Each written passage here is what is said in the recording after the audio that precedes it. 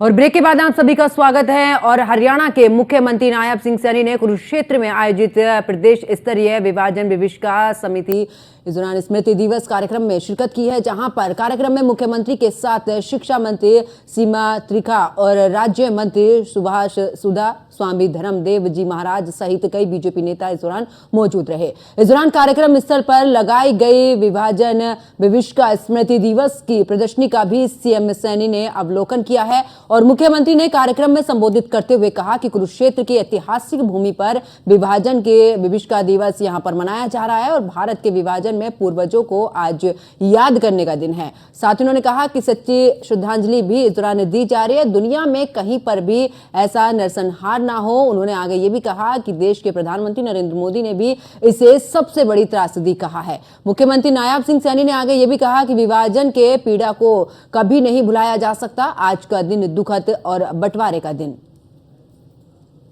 ये विभाजन विभीषिका स्मृति दिवस भी आज आयोजित किया गया है। आपको याद होगा कि आज के ही दिन वर्ष 2022 में विभाजन विभीषिका स्मृति दिवस के उपलक्ष्य में पहला राज्य स्तरीय आयोजन इसी कुरुक्षेत्र की भूमि पर किया गया था और आज फिर यह राज्य स्तरीय आयोजन कुरुक्षेत्र की भूमि पर ही हो रहा है। मित्रों, आज का दिन हमें बंटवारे के कारण जान गंवाने वाले अपने पूर्वजों की याद तो दिलाता है, लेकिन मुझे गर्व है कि मां के उन सपूतों ने किसी का भय नहीं माना, किसी लालच में नहीं आए और अपने देश, धर्म व स्वाभिमान को तरहीज देते हुए दर दर की ठोकरें खाना स्वीकार किया, भूखे प्यासे खाली हाथ मेहनत की और फिर से अपने आशियाने बसाए।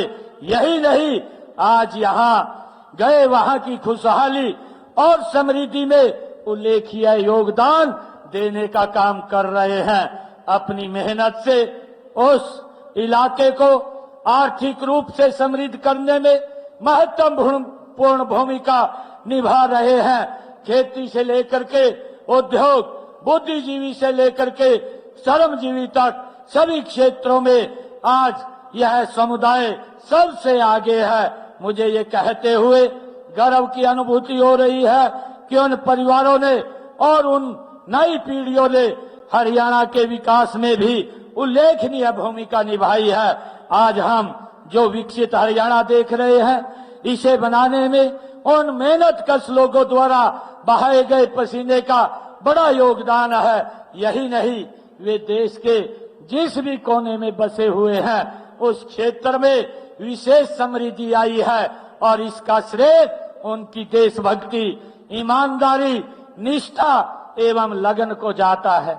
मुझे आज का दिन हमें भाईचारे का संदेश भी देता है।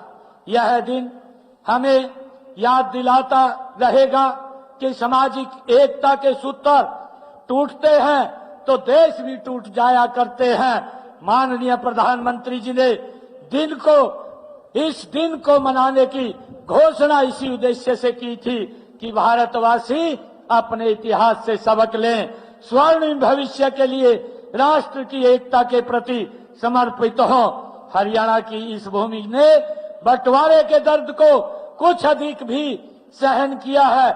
यहाँ के अनेक परिवार पाकिस्तान तो गए ही, उस समय के पश्चिमी पंजाब से उजड़ कर आने वाले परिवारों की संख्या भी अन्य राज्यों की तुलना में अधिक है। मैं आपके उस दर्द को भली भांति जानता हूँ। आज का दिन आजादी के समय सीमा के इधर या उधर जाने वाले हर व्यक्ति, हर परिवार के घावों को हरा कर देता है।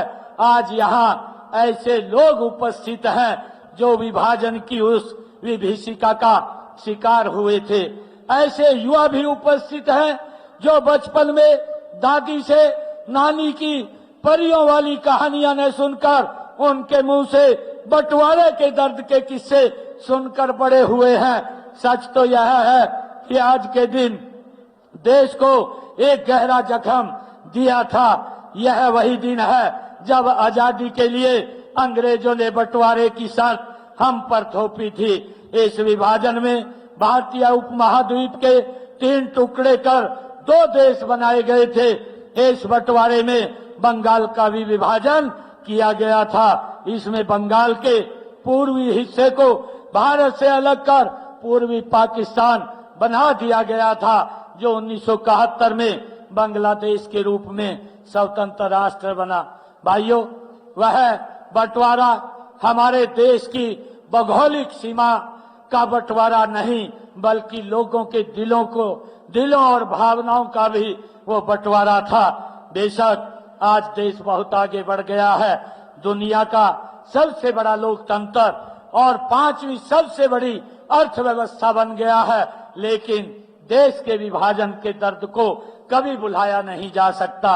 इसी याद में को बनाए रखने और नई पीढ़ियों को आपसी प्रेम, आपसी प्यार व सद्भाव को सीख देने के लिए कुरुक्षेत्र के मसाना गांव में देश का विश्व स्तरीय शहीदी स्मारक बनाया जा रहा है।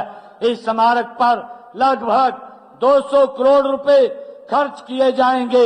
इस स्मारक पर ट्रस्ट ने इस मानवीय कार्य के लिए 25 एकड़ भूमि सरकार को दान में देने का निर्णय वो किया है।